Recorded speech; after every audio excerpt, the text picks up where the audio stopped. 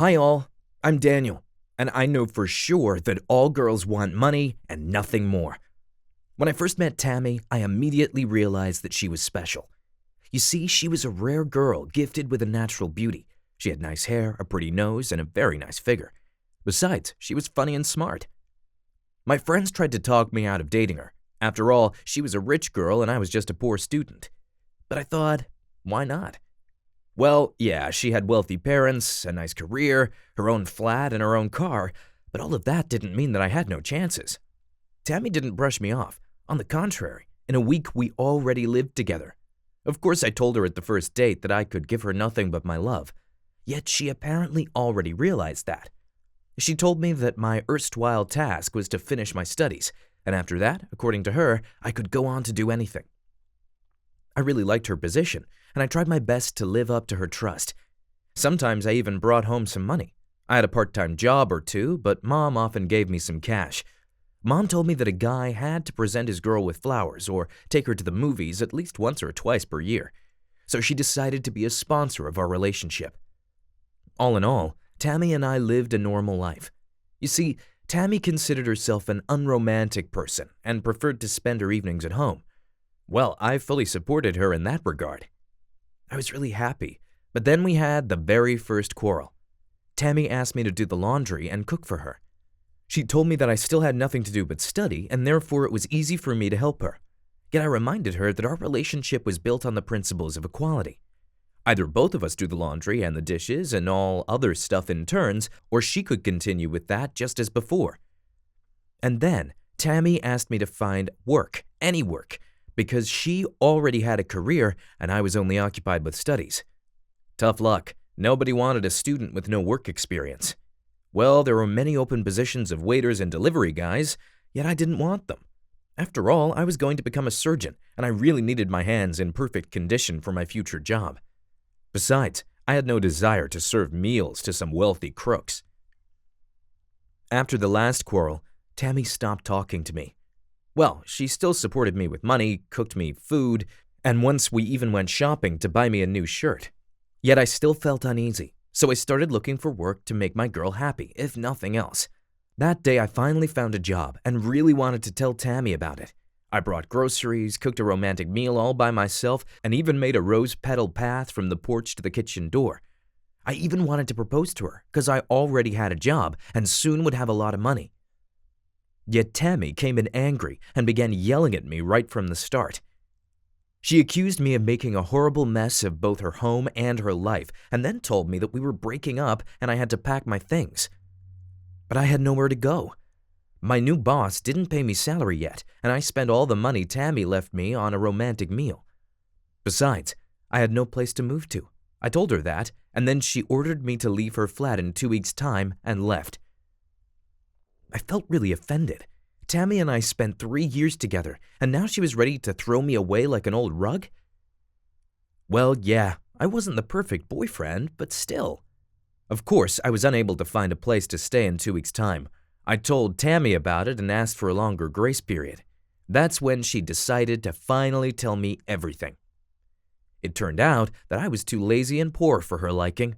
Now she wanted a real man, an ambitious one, and she had already apparently found one. And as for me, now she just wanted me to leave her house and her life. It was a really painful realization.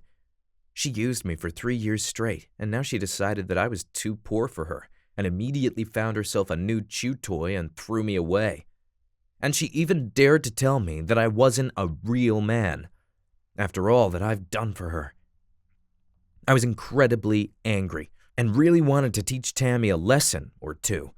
The only reason I stopped myself from doing so was her new boyfriend. You see, he waited for her outside the house, and he looked really massive and strong, and I didn't want any broken bones. So I just packed my things while Tammy looked at me with contempt. She even stopped me from taking the things she herself gave me as presents, a phone, some rings, and a console. It was incredibly humiliating. Well, I sold the clothes she brought me because I didn't need those anymore, and those were all brand clothes, and moved back to my mom. Mom helped me and was really sorry that the girls nowadays needed only money. Now I'm looking for nice work and stopped even thinking about girls. I don't really want to be disappointed by those harpies again.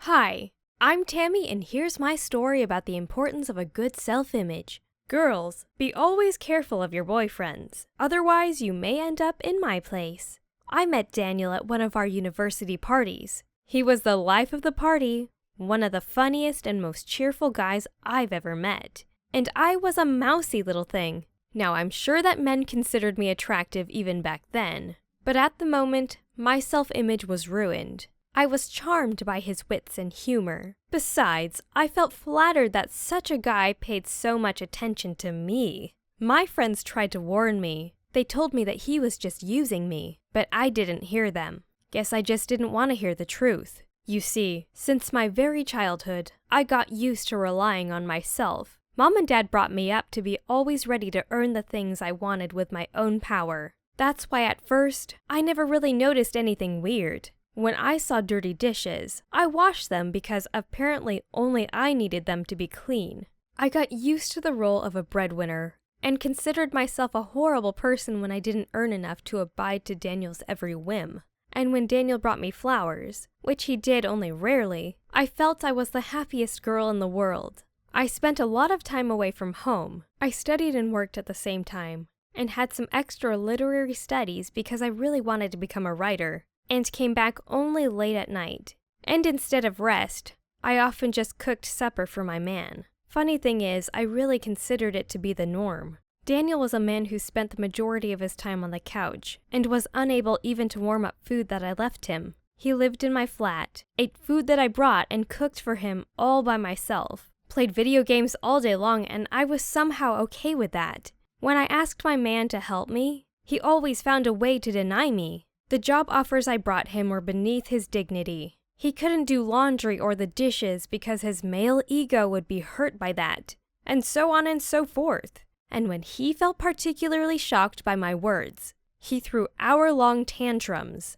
I've spent 3 years living in this nightmare. 3 years of being Daniel's personal handmaiden. 3 years of breaking up with my friends, catering to each and every of his whims, transforming myself into a powerless, wordless servant. Just think. Even then, he always found something wrong in my actions. He always complained and told me how much I wronged him. He tried to pass as a victim himself. It was Chris who made me realize the horror I've been living in. That man drove me home when my own car broke down. Suddenly, he started courting me. I was stalwartly loyal to Daniel at the time, yet something in Chris's words finally woke me up.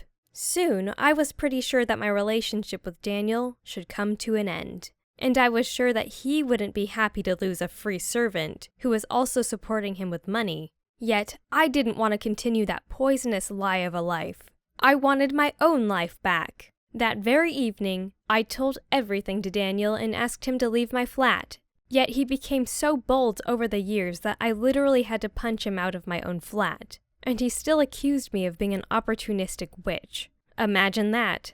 A man who spent 3 years laying on the couch playing video games, eating and doing nothing else, accused me. Even after our breakup, I still received horrible news about him. For example, it turned out that my beloved dropped his university half a year after the start of our relationship and lied about that to me for all that time. Also, he didn't have any part-time jobs. He just borrowed money from his friends and mom and later returned debts from my funds. So in fact, he brought me those few gifts using my money. And the icing on the cake? His mom continued making angry calls to me for half a year after our breakup. Guess Daniel and his mom still consider me a monster. Whatever. I may be a monster to them, but now I'm happy, and nothing else matters. What do you think of Daniel, Tammy, and their love story? What would you do if you were one of them? Like the video and subscribe to our channel to see even more new and exciting stories.